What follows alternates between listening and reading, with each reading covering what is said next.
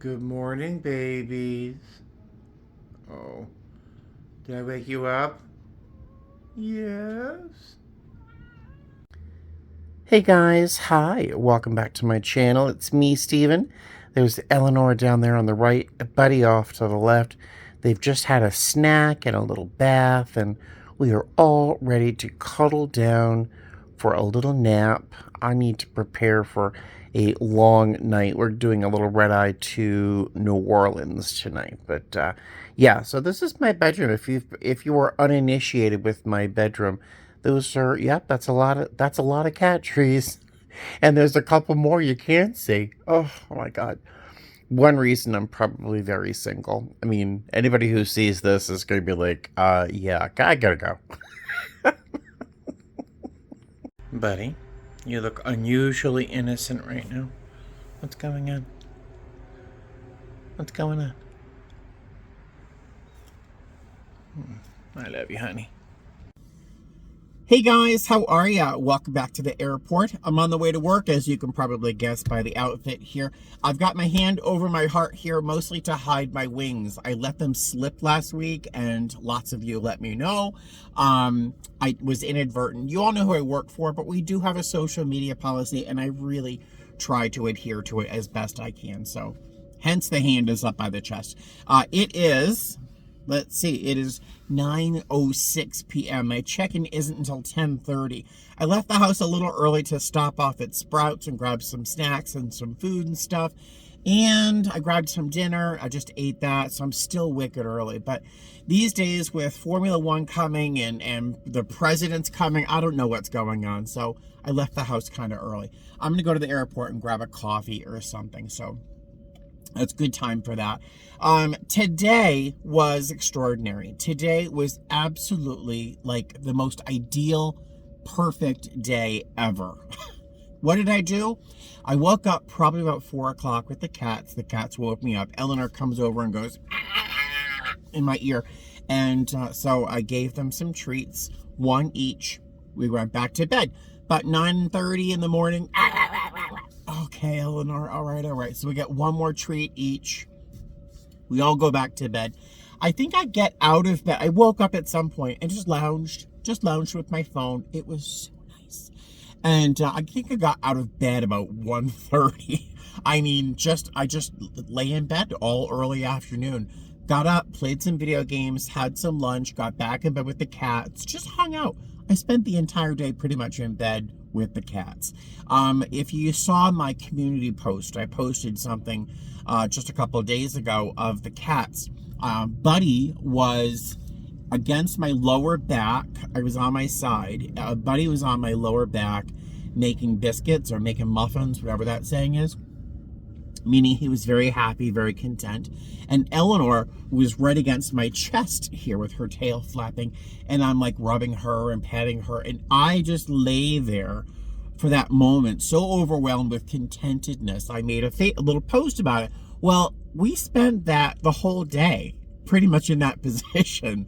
Just me and the cats in bed with my cell phone, tap, tap, tap.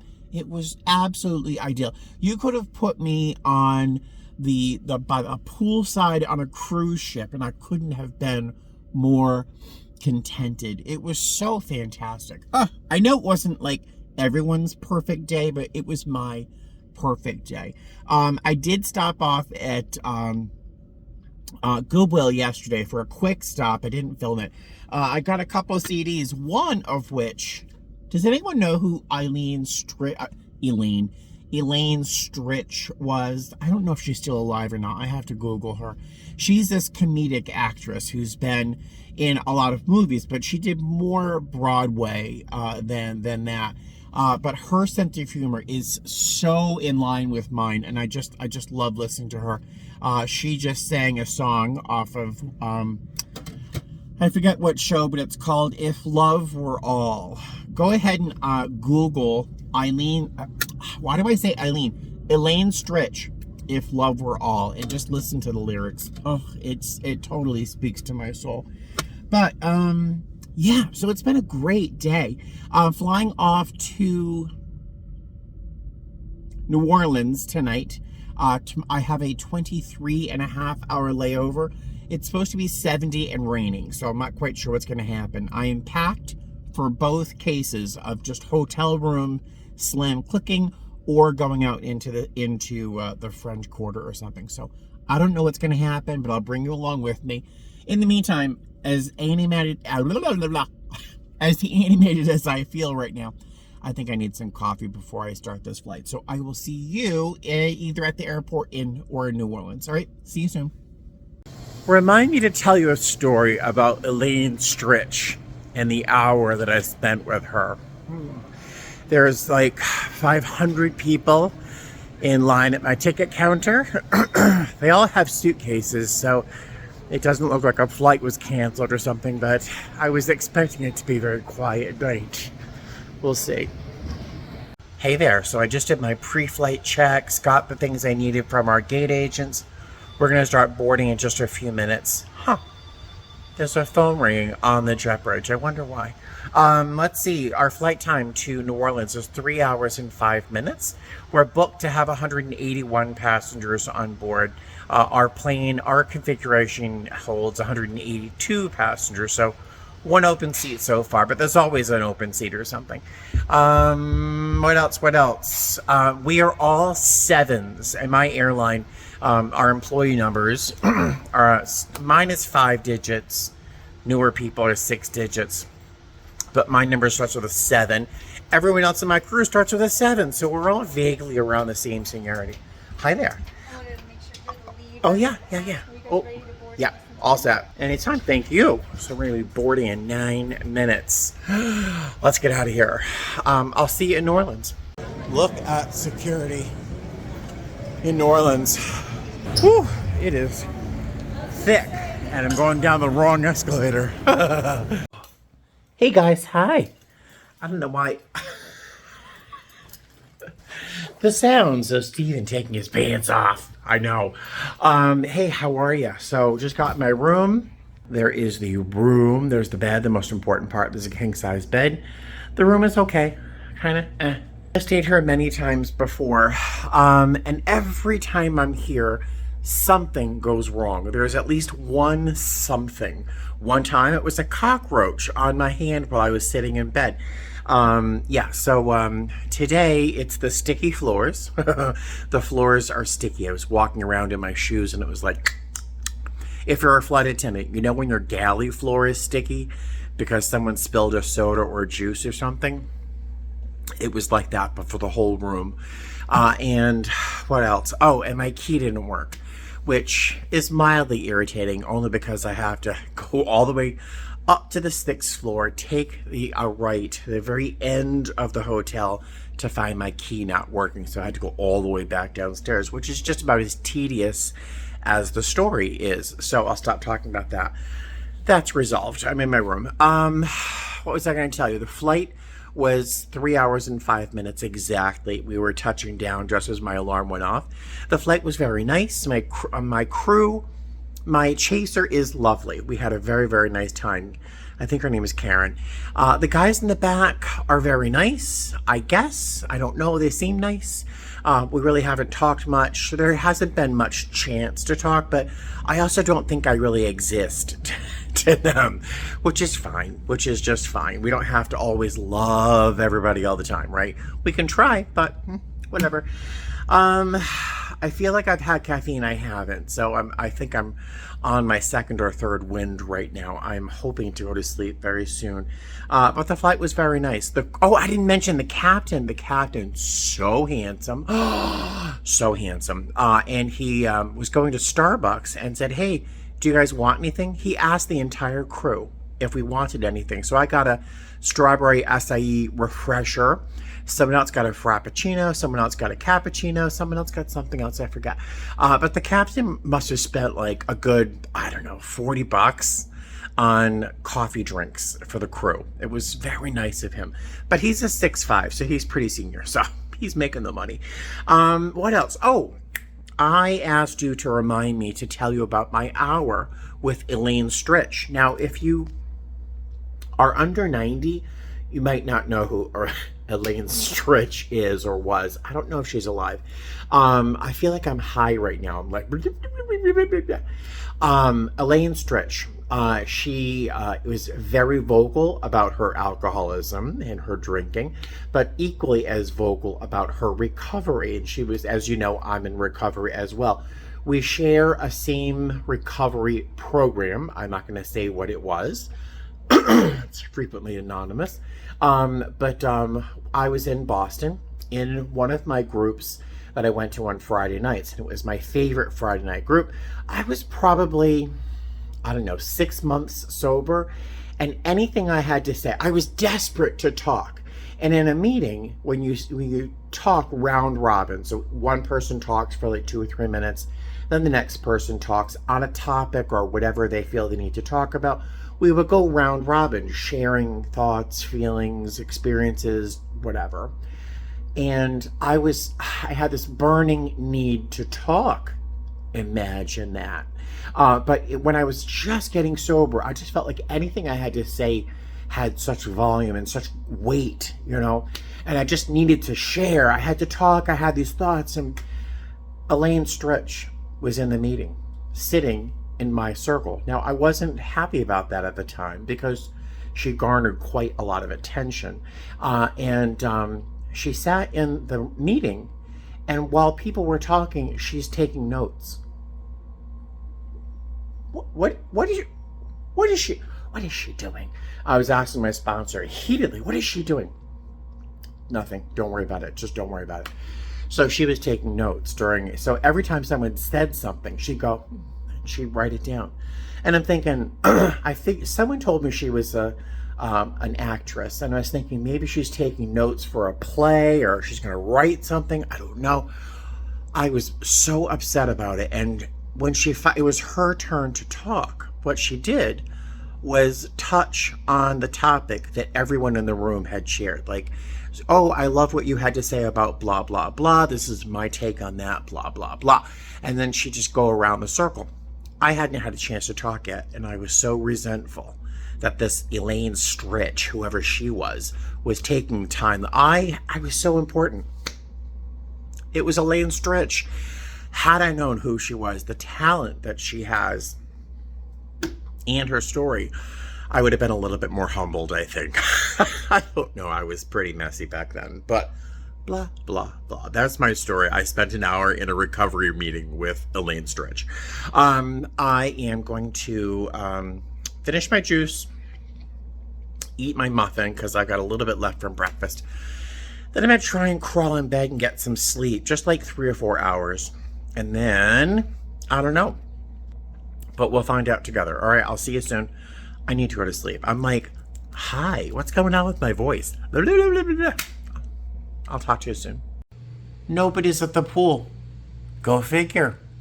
The day hasn't improved. That's a pretty crappy day here in New Orleans. I'm glad I didn't go into the French Quarter, but how many times can I see the French Quarter over and over again? I would like to take the paddle boat or the ferry boat, whatever they call it, that Mark Twain era boat that goes up and down the Mississippi a bit. I really enjoy that tour. I've only done it once.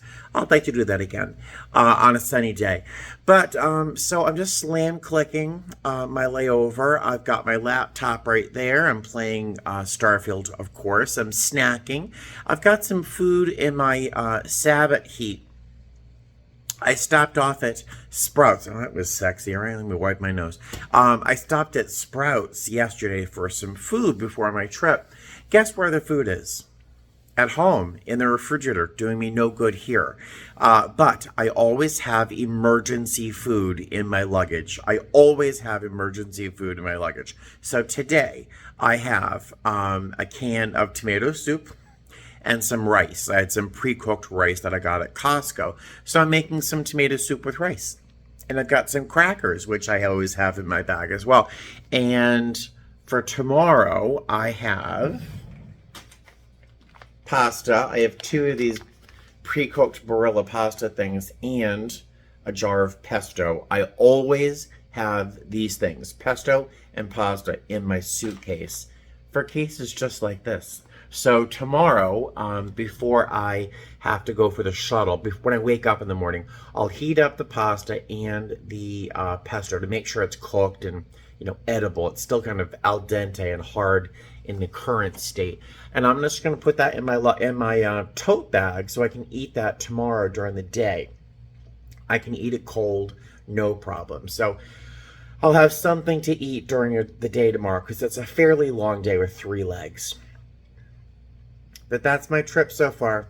Yay. What was I going to tell you? I think that's it. Unless something happens, I'll see you tomorrow. All right? Toodaloo. Good morning, ladies and gentlemen. Hi. It is 4:21 in the morning. I've got some pasta heating up in the microwave so I can put some pesto sauce in there, shake out the container, then throw it in my bag so I can eat that. Probably during the next leg or between our next 2 flights. I'm not quite sure. It should be fine. It's just pesto sauce. It doesn't need to be refrigerated because I left my cooler at home, all my food in the fridge. Yay. But it should be fine. We're going to Las Vegas, and then we're doing a Portland turn. Bam. It's going to be a fairly long day, but it should be fairly easy as well. So there's that. So I will see you at the airport. Hey guys, hi. So I'm at the airport. I got a coffee at the hotel, thank goodness, because there's not a lot of choices here at this hour. There's a huge line at Starbucks. Went over to the little food court over there. Everyone seems to be there. All the food's out. And I asked, hi, do I get a breakfast sandwich over here with my usually customarily friendly voice? Good morning, hi. And the manner in which I was shot down, we don't open for 15 minutes. And I can't insert enough venom into that sentence to match the reality of what just happened to me. And I'm not sure what's going on with my coworkers. Isolation is a word I would use. But yeah, this morning is really making me struggle with my eye for an eye kind of attitude. Like, I do struggle with that. If you're unpleasant to me, my first instinct is to really want to be unpleasant back. And right now I'm having a crisis where I really want to be unpleasant and I really want to be snappy and sassy and a smartass. I'm struggling with that right now. I'm going to succeed in being a human being. I know I will, but I'm struggling right now with that. I just thought I'd share that with you. It is raining cats and dogs here in New Orleans, but it's not very windy, so takeoff should be nice and easy. I have no idea about our flight information, so I'll share that with you when I can. But yeah, just trying to get some of this out of me before it comes out of me the wrong way. Right. All right. So I'll see you later. Hey guys, how are you? Welcome to Las Vegas. We just arrived a few minutes early to find out that we're delayed. Of course, going to Portland, just because I want to go home so badly. So it was New Orleans to Vegas. That was 3 hours and change, 3:20. And then we have this delay. We have to fly to Portland and then back. So I should hope, bye ladies. We should be back by 4 o'clock maybe. I hope. The flight was nice. We were 130 something passengers on board. My chaser was amazing. Morales? Forget. Super nice. I've worked with him once before. We just had lots of fun conversations about fashion and YouTube and all sorts of great stuff. Really nice guy. He makes our uniform look amazing. He just is very together. Yeah, so I'm gonna go heat up my pasta in the crew room and see if it's edible. It didn't look really good when I put it together. And worst case, I can always grab a bite while I'm here. But yeah, I will see you in Portland. Hey guys, hi. Still in Las Vegas. The Houston flight is just now pulling away from the gate. It is 8:56 in the morning. Yeah, this day has been very long. We were scheduled to have an 11.5-hour duty day today, which is long. It's going to be closer to 14, maybe even longer. We're not supposed to be able to work past 15 hours, so I don't know what's going on. If this is delayed, much longer. We'll be cutting it very, very close to timing out for a stupid, like, super, super simple day. It's just, it's irritating. And any coherence to my crew is just entirely disappeared. Everyone has just completely decided to ignore everybody else. So I hate to say I'm kind of following suit. They can do what they want to do. All we have to do is get on the plane, make sure no one blows a slide, get back to Las Vegas. That's it. So yeah, that's not a fantastic day. This has not been wonderful, but I really shouldn't say any more than that. So hopefully I'll see you in Portland very soon. All right, so I'm feeling a little better. Our plane has just arrived. It's deplaning now. But as I was making my way to the gate, this couple stopped and said, "Steven!" I turned around expecting to see a coworker, and it was a passenger from a recent flight of mine. And they were just saying how nice I was and how I almost made her cry because I was asking everyone to, share good thoughts and love and good wishes to the world and blah, blah, blah. So I was like, I was feeling emotionally drained today, and that made me feel so much better. So you never know. You never know when you're going to touch someone, right? So nice little reminder. I'll cheer up. All right, let's go to Portland, okay? Ta-da, like that. I'm lying. We're in Portland. Boy, oh boy. I forget the time. 1 hour 56, almost 2 hours. And it's 1 hour 56 going back to Las Vegas. We had 130 something passengers on board, 126 going back.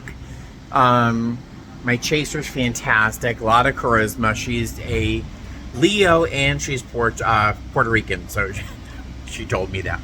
So we both have a lot of energy. Yeah, just a nice flight, super nice. My passenger in 1D owns a wedding chapel in Las Vegas, and we just had the best time talking. But yeah, nice flight going home. So excited. Hey guys, hi, welcome back to Las Vegas. Welcome back to my car, Shimi. The sun is too much right now, so I'll chat with you in a moment. This is just really a lot. Hey guys, so much better. That sun really wanted to be dead right there, I'll tell you.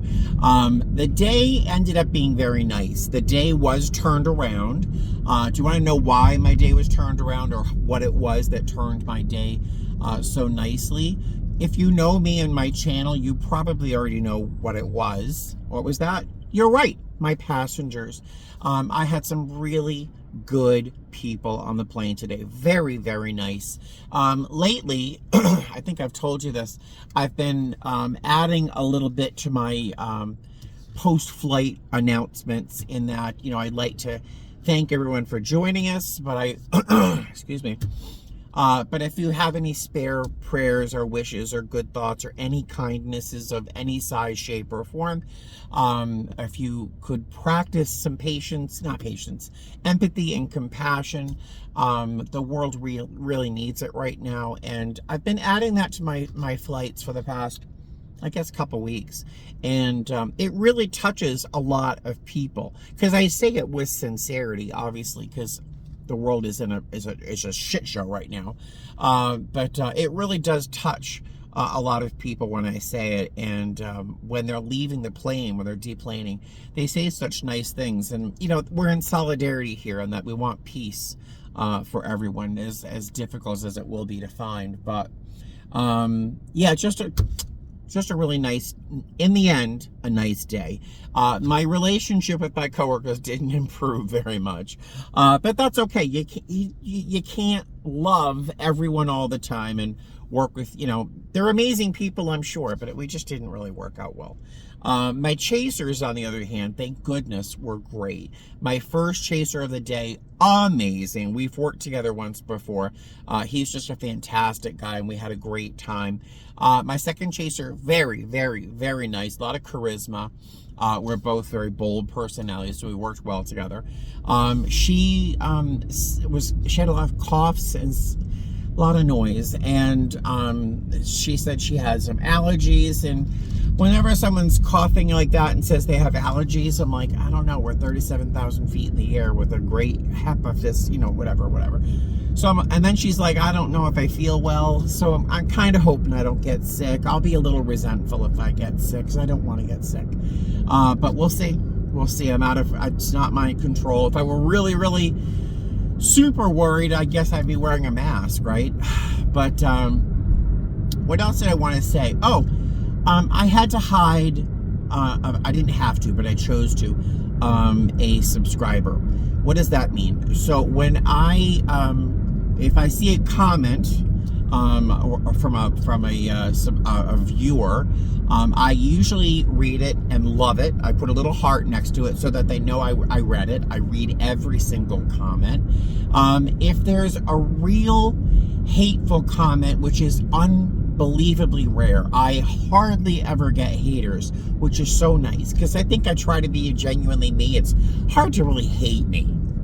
Some people have, but there have been probably 3 people in the history of my channel that I have chosen to hide, and that means when I click hide user, that means they can't see my channel. I really honestly disappear from their news feed, at least to that person's profile. I just recently hid someone who has been with me for a very long time. They've been watching me for a very, very long time, and always leaving these needling, knifing, twisting little comments that were, if you can't tell, really irritating. And just beyond irritating, the last comment, just to leave you a little hint as to what, the last comment followed a video where I said something about being nice to flight attendants or something, and I believe it was a she, and I think they're from another country, but they wrote, you expect people to be nice to flight attendants, but you should be nice to everybody. And I replied before I hit her and saying, like, do you even watch my channel? Do you know have you listened to a word I've said? I hope, if it's not been true, I hope you guys understand. I wish everyone the best. I want the best for everyone. I try to be the most compassionate, empathetic person I can be. Sometimes I fail. But I try to be a good person and care about other people. It's been a part of my life since I got sober. And I was like, have I never really expressed that I want the best for everyone? And I try to be a nice person, and I try to have compassion for people. But it was just one more comment that was just laced with negativity and venom that I was like, you know what? I think I'm done with you. Click, hide. It was very satisfying. But I think I've only done that 2 or 3 times in the past 6 years. But yeah, it was time. It was time. I think I'm rambling at this point, so I think I'm going to say goodbye. I've got 2 more days off after this, before my next trip. And I did get my first choice for my line in December. It's almost a fantasy line, in that I told you I was going to stop talking, and then I keep talking. It's made up completely of fake 3-day trips. A fake 3-day trip for me would be a very late report time and a very early arrival on day 3. So almost every single one of the lines, and I have quite a few trips because they're short, starts with 1 flight. I have between a 25 to a 30-hour layover in really nice places. And then day 3, I typically have 2 or 3 flights. So I'm very excited. So I'll be working a lot of trips, but they're shorter. I think the longest trip takes me away from home for 50 hours. So I'm super, super happy. And I think the cats will enjoy it, that I'll be home more often. Yeah, blah, blah, blah, blah. I keep talking. So I'm going to see you guys later. All right. Have a great night and fly safe. I should put my glasses on. Yeah. See you soon. Bye.